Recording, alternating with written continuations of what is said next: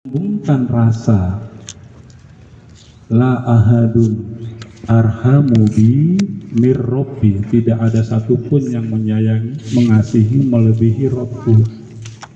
Itu ada pada asma Allah Ar-Rahman Ar-Rahim.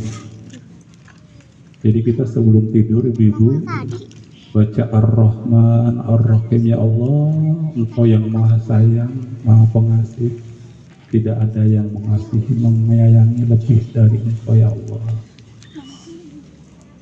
Itu asma yang pertama. Yang kedua, la ahadun a'lamu bihammi aksaro mir rabbi. Tidak ada satupun yang mengetahui kesedihanku melebihi Rabbku. Jadi Allah itu mengetahui apa semua yang ada dalam hidup kita, bahkan kita sedang sedih, sedang senang, apapun Allah itu tahu. Dan itu terangkum dalam asmanya Allah As-Sami'ul Alim, Yas-Sami'al. Kalau di materi Asmaul Husna, As-Sami ini lambangnya itu telinga. Rahman dan Rahim sedang sama-sama mendengar telinga. Al-Alim ini kodenya, nanti kita sama-sama belajar ilmu Asmaul Husna menggunakan ilmu cantolan, log isi memori. Jadi kita nggak usah ngapal Asmaul Ar-Rahman Ar-Rahim, nggak pakai cantolan. Nanti saya lagi siapkan materinya. Jadi tidak ada satupun yang mengetahui kesedihanku melebihi Rabbu. Di zaman sekarang ibu-ibu banyak yang orang kelihatannya sudah ke mall, pengen senang-senang, tapi hatinya sebetulnya sedih. Dan Allah itu tahu. Makanya kita sambungkan rasa 10 menit atau 5 menit sebelum tidur. Ya Sami'ul Alim, ya Allah, Engkau yang maha mengetahui isi hati, kesedihanku, Engkau yang maha menghibur semua. Yang ketiga, la ahadun aqdaru ala rafi durri'an illa rabbih.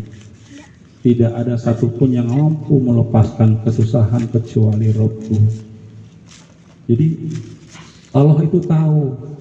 Bahkan kita nggak ngomong, kita nggak minta juga Allah tahu.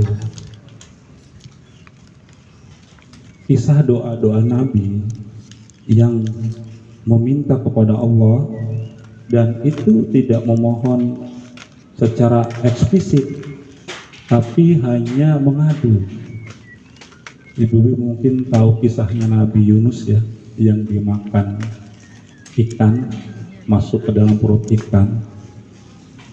Itu doanya Nabi Yunus, enggak berdoa ya Allah ya Rabbi keluarkan saya dari perut ikan, tidak, tapi mengadu.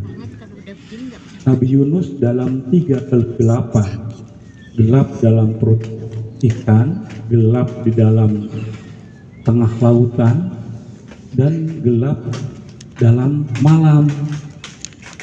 Ketika dalam kegelapan seperti itu, Nabi Yunus nggak lantas ya Allah keluarkan kami dari perut ikan, tidak. Tapi apa doanya Nabi Yunus? A'udzu billahi minasyaitonir rajim. Wa dhannuni 'iddahaba muqadiban fadhanna 'alla naqdiru 'alaihi fanada fid dhulumati alla ilaha illa anta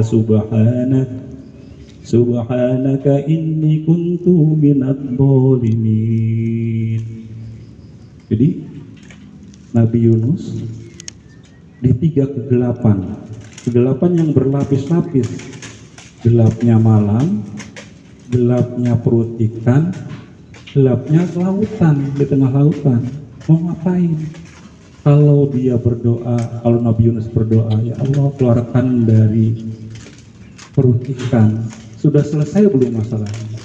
Belum. Kenapa? Di tengah lautan coba mau ngapain? Dalam gelapnya malam, di tengah lautan. Tapi doanya Nabi Yunus apa? Subhanaka inni kuntu minas zalimin. Ya Allah, aku zalim.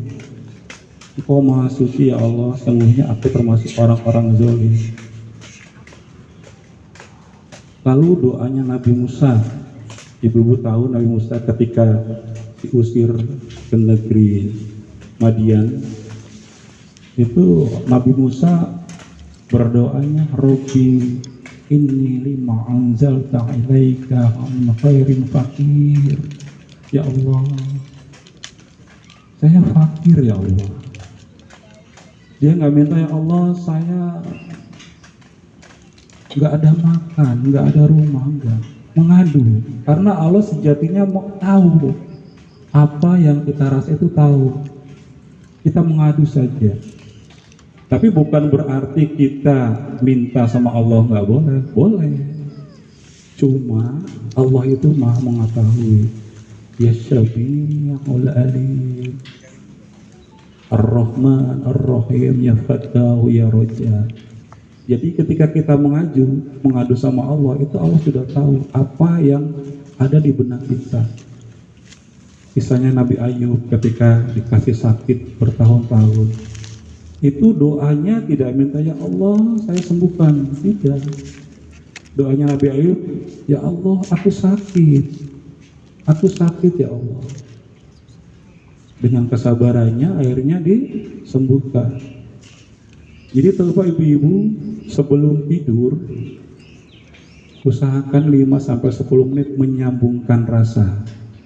Sadar rasa bahwa kita ini hamba yang terangkum dalam 6 asmanya Allah, Ar-Rahman Ar-Rahim, Ya Sami'ul Alim, Ya Fattahu Ya Raja.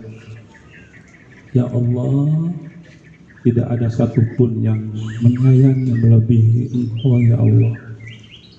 Tidak ada satupun yang mengetahui kesedihanku melebihi Engkau ya Allah. Tidak ada satupun yang mampu melepaskan kesusahanku kecuali Engkau ya Allah. Ini juga bahwa kita disadarkan untuk tidak bergantung kepada makhluk.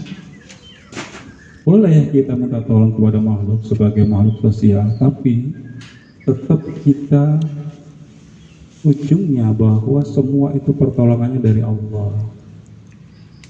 Mau 1.000, 1 juta, 10.000, satu dunia ini tidak mengizinkan kita berhasil, kita sehat, tapi kalau Allah mengizinkan, pun fayakun, itu terjadi.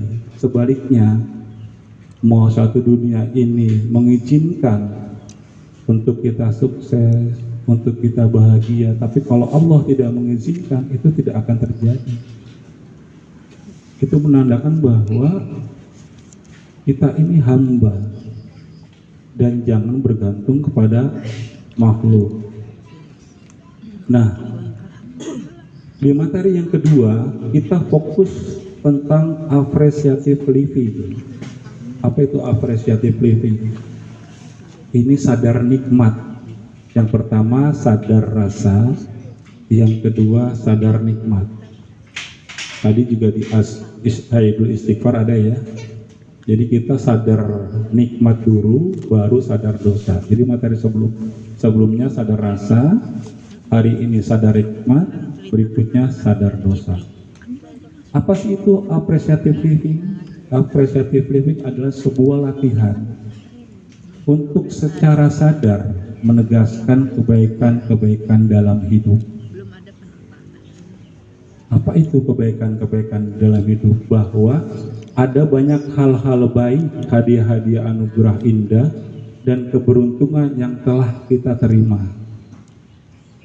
Nah, kalimat terakhirnya ini sama-sama kita camkan.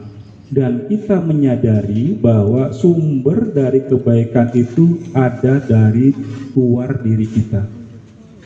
Dari Allah, dari Tuhan, dan dari orang lain. Jadi Allah itu sering meminjam orang lain untuk menolong kita. Agar kita itu sadar bahwa semua keberhasilan yang kita capai sekarang itu sumber kebaikannya itu dari luar, bukan dari kita. Bukan everything come from me, bukan. Everything come from Allah, bukan dari diri kita. Kita itu hanya hamba. Kadang-kadang kita, wah saya sukses karena saya nih, karena saya nih. Biasanya orang-orang yang seperti itu nanti takabur, tidak akan bersyukur, lupa sadar nikmat. Ketika mereka dijatuhkan, langsung mereka itu menyalahkan orang lain, tidak sadar. Jadi kalimat terakhir coba sama-sama diperhatikan, bahwa kita menyadari sumber dari semua kebaikan itu datangnya dari luar, dari Allah dan melalui perantara orang lain. Nah, apa efeknya setelah kita menjalankan appreciative living ini? Setelah kita sadar akan nikmat dari Allah, efek secara fisik ketika kita mempraktekkan ilmu ini, appreciative living ini, sadar nikmat ini, secara fisik imun kita itu akan naik, peredaran darah kita itu akan normal, tidur kita itu akan nyenyak, bahkan bangun tidur kita akan seger.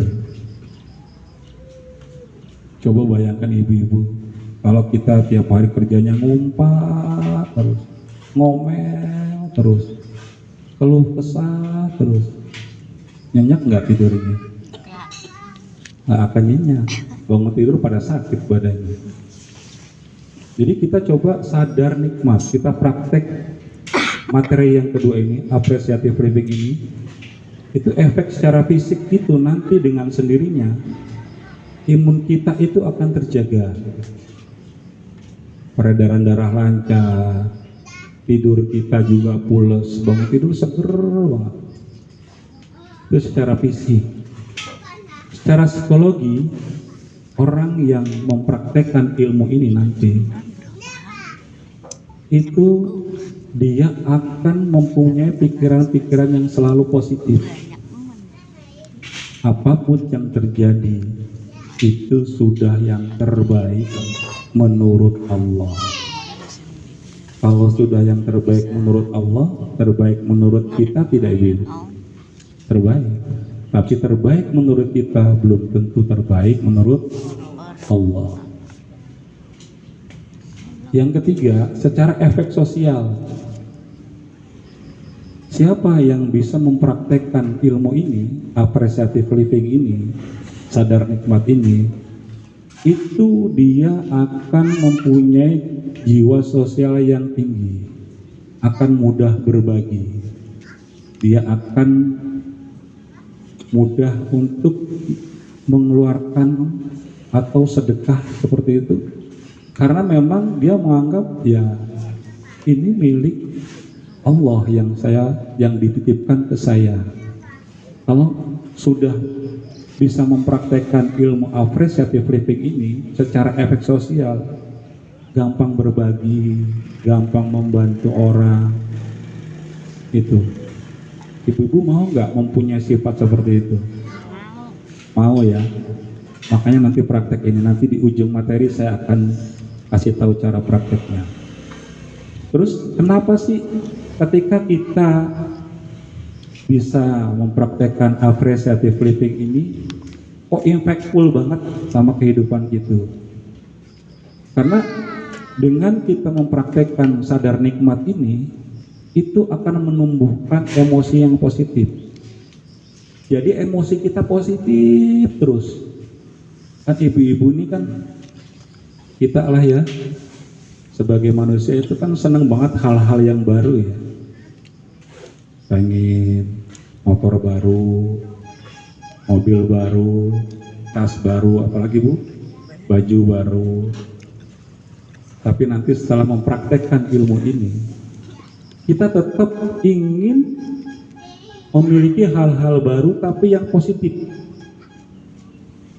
menumbuhkan emosi positif, menikmati, oh saya punya mobil, yang lain baru motor, sadar nikmat, tetap menumbuhkan tapi emosinya itu positif. Karena memang manusia itu cenderung suka dengan hal-hal yang baru. Padahal